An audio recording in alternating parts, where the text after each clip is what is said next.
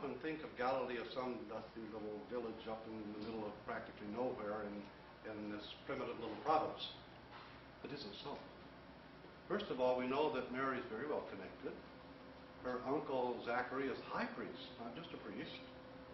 Her aunt Elizabeth is a Levite, the house of Levi. She's of the course of Abiathar, because the priests went by rotation, by certain courses, according to family. So she's very well connected. Not surprising that she was educated in the temple, being that well connected. Nieces of high priests were very often, and nephews are very often educated in the temple. So we know that she lived in the temple for a certain period of time, was educated at the temple school, and served with the others to polish the marble and clean and polish the gold and things like that in the temple as well. But why Nazareth? Well, Nazareth was a suburb of an extremely important and extremely wealthy royal city. The city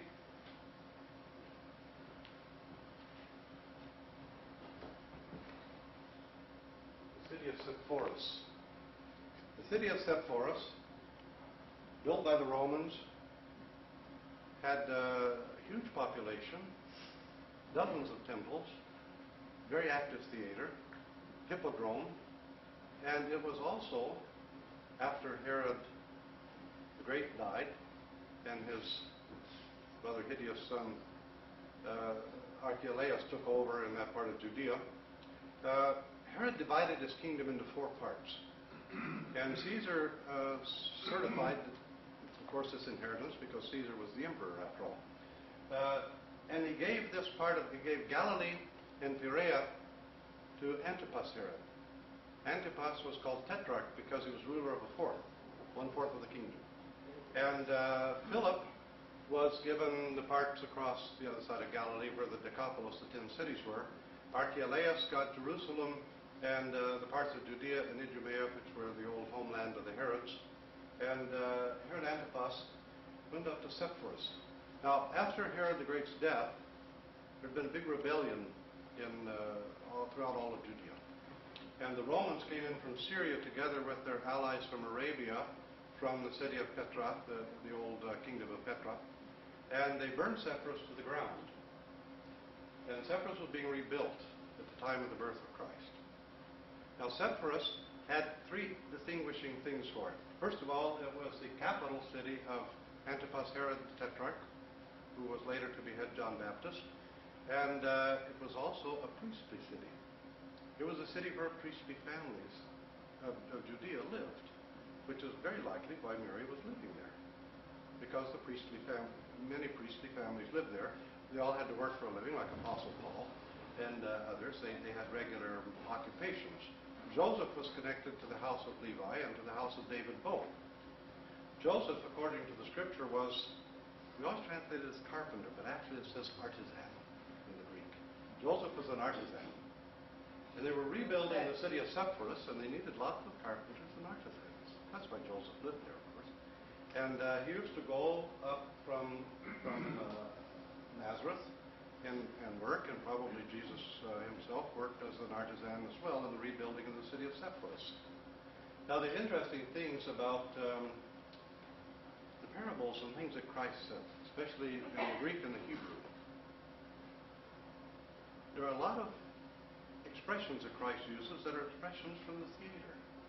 And we wonder why. The word hypocrite, for example, didn't mean what it means now. Hypocritos was an actor on the stage actor.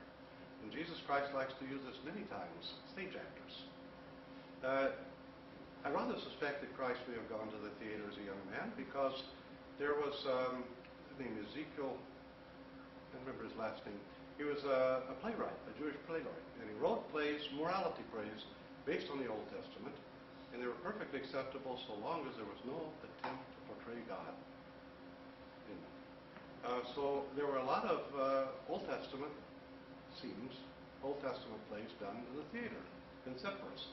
And many of Christ's parables, many of the things he said, turn out to be references to historical events. For example, when a king goes to a far country to claim his kingdom, well, this is precisely what Archelaus did. nobody in Judea wanted Archelaus. They didn't want his father, but they couldn't do anything about it. They didn't want his son either. So when Archelaus set out for Rome to claim his kingdom, the Jews sent a huge delegation faster than he got there, protested and tried by every means to keep Caesar from allowing Archelaus to take the kingdom. But Archelaus was granted the kingdom, whereupon he came back and he slew all those men who stood against him. He tracked them down and killed them, and he killed so many that Caesar arrested him and sent him into exile. So he got the kingdom and lost it. He was his father's son, but not nearly so clever. So anyway, this is very important for us to remember, though, when we talk about Jesus Christ, that he didn't live in a dusty little village in the remote hills of Nazareth. He lived in a suburb of one of the greatest Roman cities in the Middle East. And a lot of the parables and references he makes refer to events in the city. For example, there's a long arcaded platea, what we would call an esplanade or plaza, I suppose. And when Christ says, don't stand, King James translates it as, don't stand on the street corner praying, but it doesn't say that. It says, don't stand on the arcade praying. We're talking about this arched esplanade in Sepphoris, where the Pharisees used to go out and do all the praying for their phylacteries and things, the way some of our people do with their prayer robes. In any case, this is what he was referring to, themes from the city of Sepphoris many times. And so we know that this city was very important and had quite an impact. And it changes perhaps our view of Christ. And very likely that Christ was well educated and was perhaps even actually a rabbi. After all, he was, well, I said once he was very well connected, and Father Moses said, yeah, look who his father was. But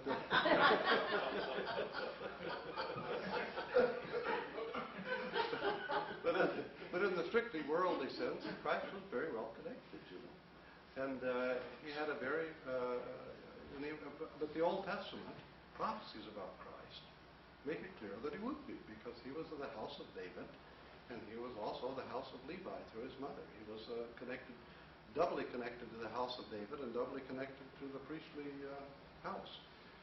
So when Joseph and Mary went down for the taxing, and by the way, we have letters written by Egyptians about the same time that were recovered, you know, from papyrus, where wealthy people are complaining bitterly about having to go down to the village where their ancestors were born to register for the tax.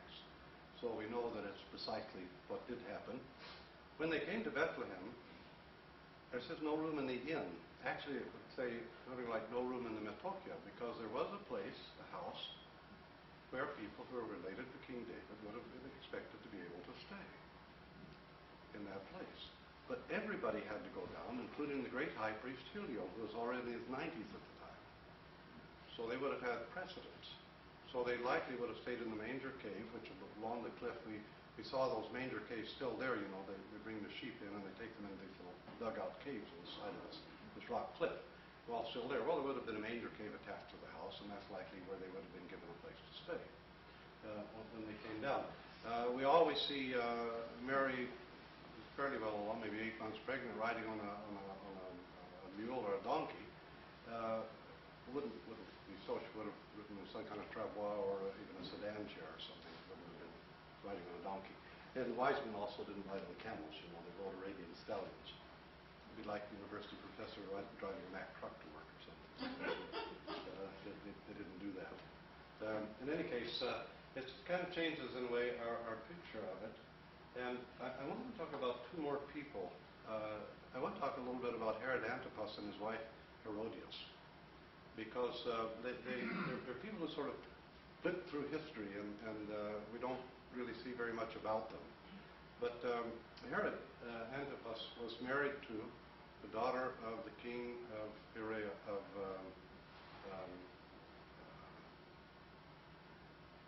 I want to say what's called Arabia, Happy Arabia. And his wife wasn't terribly attractive, but her father was very powerful, had quite a military establishment, and he was the one who burned Sepphoris during the riots after the death of King Herod.